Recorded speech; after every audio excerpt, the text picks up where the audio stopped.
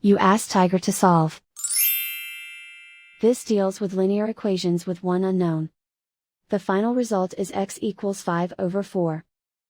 Let's solve it step by step. Simplify the expression. Expand the parentheses. Simplify the arithmetic. Expand the parentheses. Simplify the arithmetic. Group like terms. Multiply the coefficients. Group all x terms on the left side of the equation. Add 9x to both sides. Group like terms.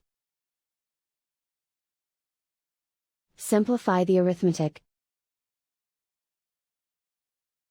Group like terms. Simplify the arithmetic.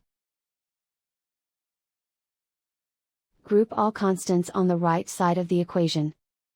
Subtract 30 from both sides. Simplify the arithmetic.